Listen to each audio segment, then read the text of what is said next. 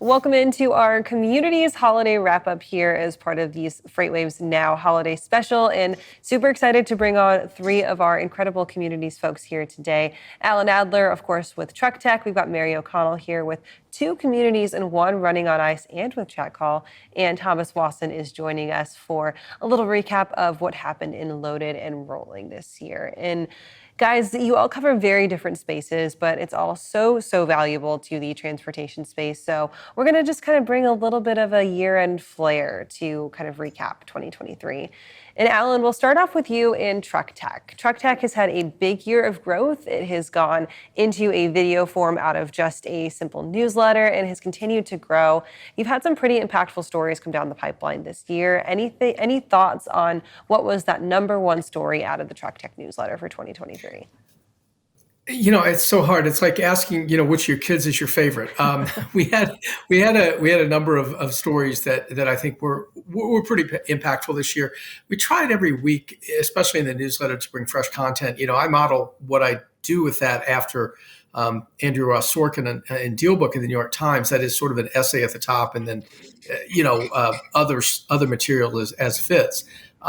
We had an opportunity to really delve into a lot of what's happening. I think one of the interesting stories this year is how the infrastructure around electrification is developing, with big real estate companies like Prologis and CBRE and some of those getting into, building depots for charging, using their real estate muscle as well as, utility background and things like that, since they have to, power buildings that they own anyway, to begin to look at how they will provide charging for commercial trucking. So that was a big story this year. And I think on the autonomous side, we saw a big shakeout. We expected to see that.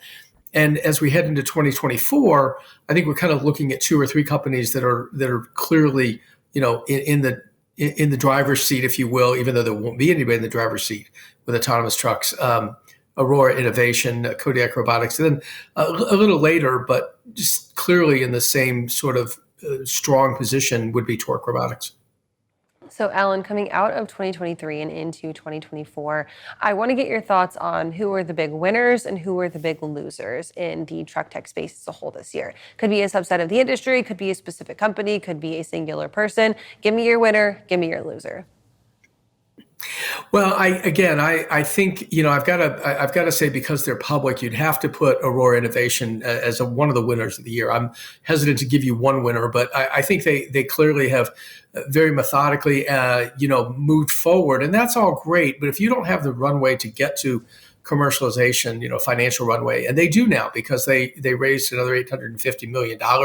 Give or take, in the third quarter, and that has really, I think, solidified their position to, start commercial routes in Texas towards the end of 2024. And again, you have to look at the financial strength of companies as well as what technology they may have, because great technology is terrific, but if you can't pay to make it to make it into something that you can sell to somebody, then you're lost. And so Aurora would be right up there, I think, in terms of leading companies. On the electrification side, we had so many fall away this year, and I do think that the story really began to move much more, as I said, toward infrastructure and maybe away from specific players. We saw bankruptcies on the electrification side for Proterra, which really is not even a startup. They've been around as a transit bus company for 20 years, but they went through a reorganization. Their assets have been sold off at this point, and whether the name will continue, we don't really know. But it's interesting that a company that looked pretty strong, it was a SPAC. It came out of that SPAC frenzy. And their finances just went south and continued that way through the pandemic, and that was tough for them. Well, Alan, we are super excited to see what Truck Tech is going to do in the new year. And of course, we will keep a watch on you guys on Wednesdays for us here on FreightWaves TV and for that newsletter on Friday. And thank you for being with us here to wrap up your year. Thanks, Kaylee. All right, up next, we are going to bring in the gal who writes twice a week for us, and she gets 2 slots per week on FreightWaves Now as well. Mary O'Connell is super talented, our expert in the 3PL space and our expert in the cold chain space as well. And Mary, let's dig right into it. We're going to start off with Chat Call because that's our first newsletter at the start of the week. It comes out on Tuesdays for us here. Give me your top story of the year in the 3PL space. I mean, if you would have asked me about maybe like a month and a half, 2 months ago, I would have said, oh my gosh, for sure, yellow. Because, every 3PL has yellow in their book of business. And it, I'm not going to say it was a nightmare, but it wasn't a great time when yellow went under. But I would honestly have to say the big story coming out of the end of the year is really the rise of bankruptcies and the rise of some of those extra fail safes that are coming out of freight factoring companies and other carriers to make sure that if they are working with a brokerage that could potentially go through bankruptcy, that, those carriers and those factoring companies are protecting themselves. So I definitely have to say it's kind of be a toss up between the yellow bankruptcy and, the impact of the impending brokerage bankruptcies and kind of their ripple effect on other people in the supply chain. I would ask you your winners and losers in the 3PL space, but I think we all know who the losers are, right? Those 3PLs who unfortunately could not survive in this difficult freight environment. And of course, our heart goes out to all those folks who were impacted either by layoffs or bankruptcies or closures or anything that was a very negative experience for them in 2023. So I'm just going to ask you, who is your winner this year in the 3PL space coming out of the side? My vote with this is your technology providers who were able to really survive and thrive in the space. But I'm curious to know what your thoughts are on who in the brokerage world really kind of found a dub in 2023.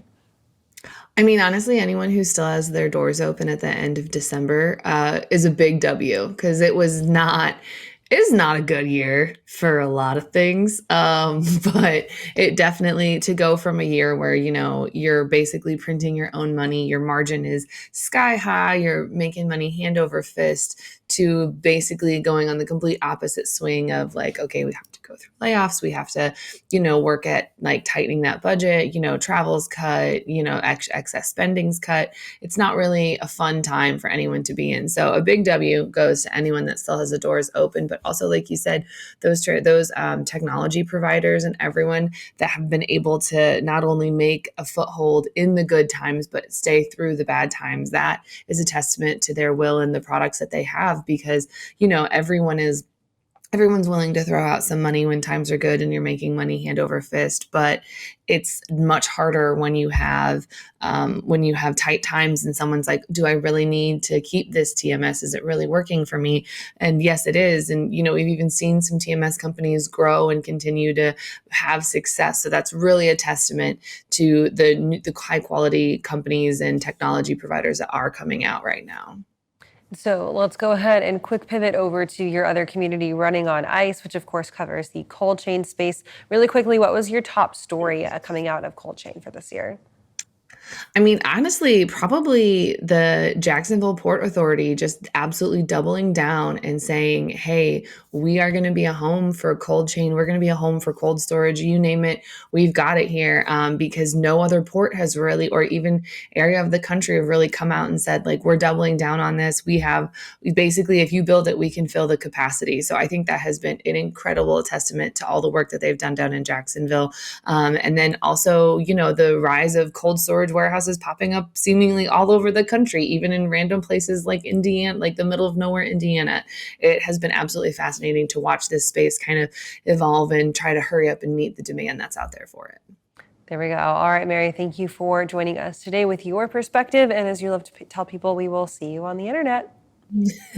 Thanks, guys.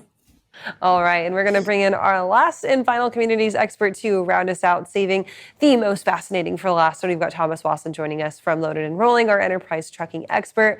Thomas, trucking space was just kind of topsy-turvy this year. What was your number one story coming out of 2023?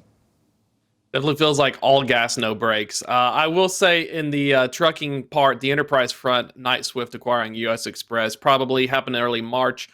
Biggest thing to see, especially very rarely would you see a large nationwide carrier gobble up another one, but given circumstances and the opportunity, it was a match. So I think that was one of the big things, and it kind of highlights this overall trend of winners and losers. You either consolidate or you exit the market. So right now, it was early in the year, so I mean we still have 3/4 of the whole rest of the year. There's tons of great stories to talk about, but that was the big one that stood out for me if we're looking at straight on the vertical here, the big acquiring.